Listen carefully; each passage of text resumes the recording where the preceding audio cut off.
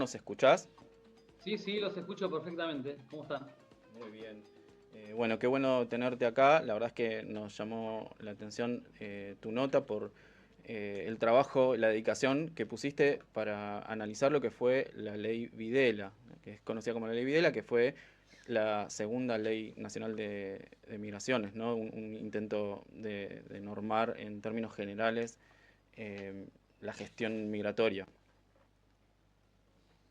Sí, así es. La verdad que fue un trabajo que, tengo que ser honesto, tengo que decirlo, fue como un iceberg. En principio consideré que se trataba de hacer un análisis sectorizado y de pronto me encontré con un arco temporal que hizo imposible no ir para atrás a pivotear en la ley Avellaneda, como se la conoce, eh, del año 1876, y después no pude evitar tampoco ir hacia adelante para contextualizar lo que había hecho esa ley Videla, que en realidad lo que viene a hacer para mí es, siguiendo la línea de la figura del iceberg, un vértice, ¿no? Como si hubiera sido un triángulo en donde en su base tenemos el Estado-Nación del pasado, el cual intentaba constituirse sobre un primer esbozo de la Constitución Nacional de 1853, en donde se promovían los derechos o ciertas alicientes para la, la, poblar, digamos, el territorio nacional de manera irrestricta. Del otro lado de la base, podríamos decir que está la ley Giustiniani, la ley de los nuevos derechos, entendiendo los derechos migratorios dentro del sentido de los derechos humanos. Y arriba, en el vértice de ese triángulo, no sé si se dice isósceles, que es con todos los lados iguales, esta ley Videla que vino, no sé si me escuchan bien porque veo Sí, muy sí, pixelada, te veo muy escuchamos. pixelada la Estamos imagen. acá. Te escuchamos, Hernán. La imagen la veo pixelada, no sé si eso Hernán afecta. Giner, sí, sí, te escuchamos, te vemos. Hernán Giner, del portal y Agencia de Refugio Latinoamericano, nos está contando ahora cómo estructuró su nota sobre la ley Videla y empezaste por los antecedentes de la ley. Sí, esos antecedentes, digo, la ley Videla viene digamos, a dar marco regulatorio a algo que ya venían haciendo en la propia dictadura, que fue, digamos, la creación de ese enemigo interno. Vino a formalizar en una ley, en una regulación taxativa, que en realidad es un decreto de, de Videla, no pasa por el Congreso, obviamente, por razones obvias, pero viene a formalizar algo que en la propia dictadura había sido la construcción de una otredad desde, como dice Norberto Merino, desde una mirada fascistoide, digamos, en donde la xenofobia estaba en su máxima expresión y donde el migrante terminó siendo, desde la articulación taxativa, digamos, el último lugar que se podía pensar parece ser nacional, alumbrado por esta nueva manera de gobernar el país a través de la sangre, de la violencia y del terrorismo de Estado, que además viene a patentizar en esa ley la desarticulación de las relaciones económicas productivas en la sociedad, ¿no? Hernán, te Sí. pregunto, ahí mencionaste uno de los entrevistados en tu nota, ¿quién es Norberto Merino? Norberto Merino es un militante y abogado de la ciudad de La Plata, militante de los derechos humanos, con un recorrido amplio en juicios en defensa de las víctimas del terrorismo de Estado y con mucho recorrido también en la APDH de La Plata, la Asamblea Permanente de Derechos Humanos, y además es docente en la Universidad Nacional de La Plata. Vos ahí mencionás esto que ahora nos estabas contando, de que una de las razones principales de la dictadura para avanzar con esta ley era la construcción subjetiva, la construcción de un enemigo interno, ya avanzada la dictadura también, en la década del 80. Pero también mencionás algo que es, a mí me resultó curioso porque usás una palabra que en el ámbito de las migraciones intentamos evitar, ¿sí? Pero que en otros marcos normativos se usa mucho, que es la ilegalidad. Sí. Porque de alguna forma la ley venía a producir irregularidad, pero vos bien remarcás que lo hacía bajo este paraguas de la ilegalidad. Sí, sí, porque eso lo encuentro en los los corpus críticos que consulto. Eh, yo, si quieren, después les paso un documento con todos ellos, que por razones de espacio no se publicó en la nota, pero que la verdad que es interesante tenerlo a mano porque es el acercamiento que hice. Pero, digamos, acá hay una cuestión que es llamativa porque esa palabra entra en una de las regulaciones del peronismo del año 49 y ahí es donde el corpus crítico en el tema la detecta como primer momento de ingreso de la palabra ilegal y que luego nunca más abandona las regulaciones y eso en la época de la dictadura, digamos que fue la profundización del concepto, ¿no? Y hay algo también ahí que vos mencionás, las continuidades por un lado de la ley Avellaneda, de las normativas de seguridad nacional de principios del siglo XX y en algunos términos que se introdujeron durante el primer peronismo, pero hay Sí. algunas diferencias también en cuanto a cómo pensaban la inserción, la integración del migrante a mediados de siglo y a partir de la dictadura.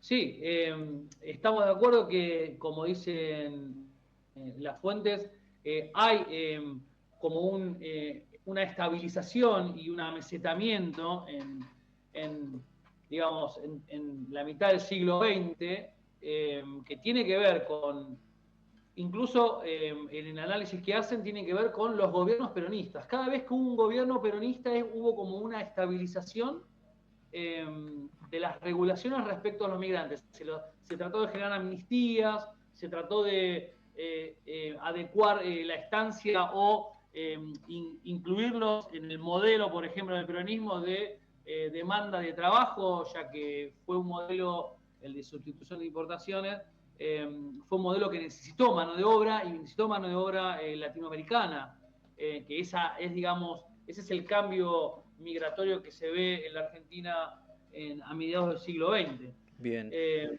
Hernán, y bueno, te consulto, vos sí, avanzando también, te preguntás por qué la persistencia de la ley durante muchos años también en democracia. Después tenemos acá también una referente que participó en todo el movimiento que llevó a la sanción de una nueva ley, lo cual me parece que también desde ya no es coincidencia. Eh, y bueno, ¿qué conclusión llegás ahí en ese cambio hasta lo que vos decías, la ley Justiniani, digamos? lo que dice Norberto Merino, que es muy interesante, porque lo dice un abogado, él habla de que la ley, a ver si lo encuentro, el modelo jurídico en sí mismo no resuelve nada, dice Norberto Merino. Eh, Exacto. Sí, sí, tu nota refleja un poco esto, que el intento de la dictadura, por un lado, de imponer una mirada sobre un enemigo interno y que después eh, eso persiste también en percepciones y en algunas formas de tratar la migración en la sociedad.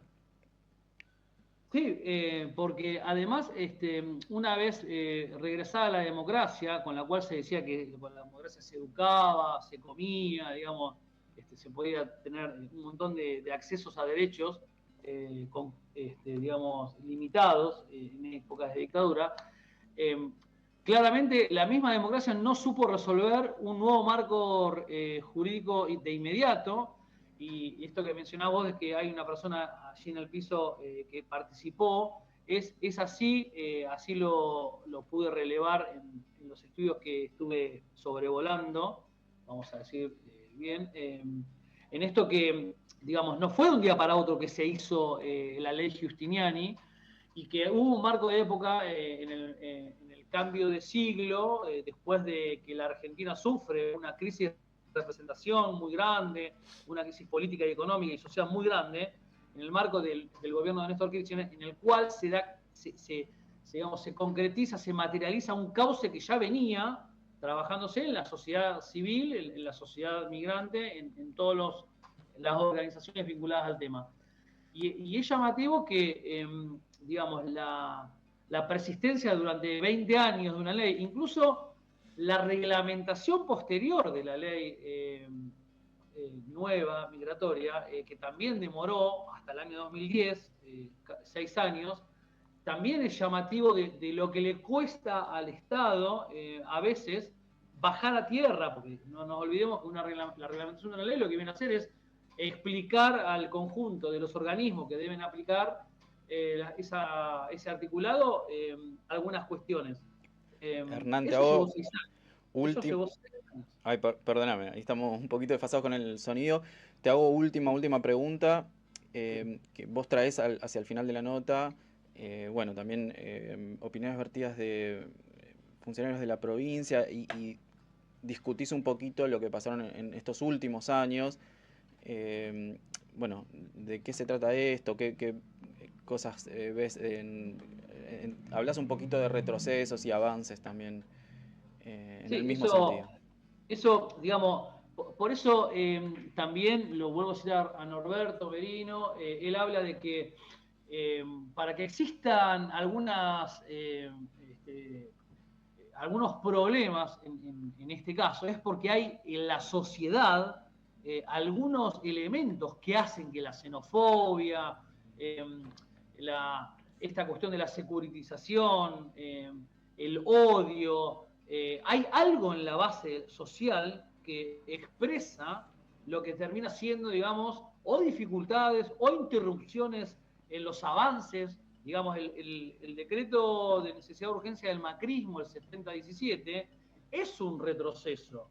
Luego, en la época de Alberto Fernández, se lo deroga ese decreto mediante el 138, si no me equivoco, del 2021, y se vuelve a reponer la ley que se le había intentado desguazar.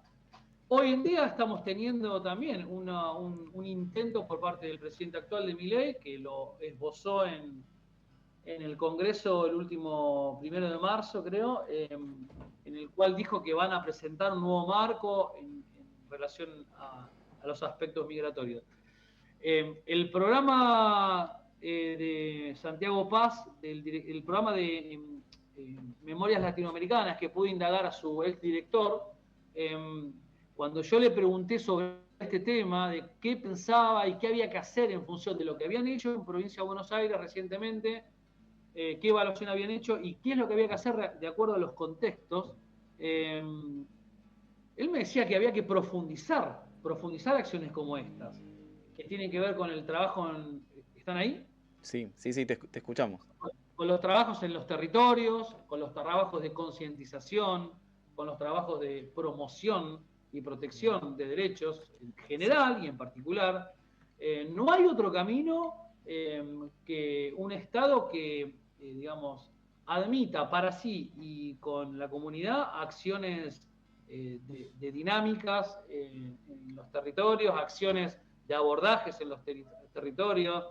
No hay otro camino, por lo menos lo que me decía Santiago Paz, exdirector de Pluralismo en la dirección de la Subsecretaría de Derechos Humanos y quien tuvo acá Memorias Latinoamericanas, que fue un programa que abordó desde las comunidades migrantes lo que había sido el Plan Cóndor, los efectos del Plan Cóndor y un recupero y trabajo con las comunidades en torno a la dictadura argentina y bueno, el rol con Hernán, bueno, muchas gracias. Felicitaciones por tu nota.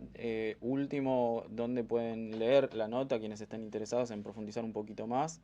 Sí, pueden entrar a refugiolatinoamericano.com. Ahí en el home tienen no solamente la nota de la ley Videla, el antes y el después, sino además tienen un montón de temarios y ejes dedicados integralmente a la cuestión migrante. Así que estamos avanzando fuertemente desde Refugio para dar cobertura a algo tan importante para nuestra sociedad. Gracias, Hernán. Te mandamos un abrazo y bueno, para adelante con la tarea que hace el portal es espectacular. A ustedes nos pueden consultar lo que necesiten, tanto en el portal, enviando algún correo, como a cada uno de los autores. En el portal tienen nuestros contactos como para, bueno, sacarse dudas y consultas.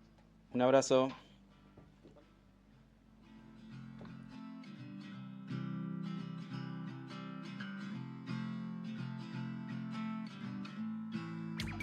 Por el suelo, en Somos Cítrica.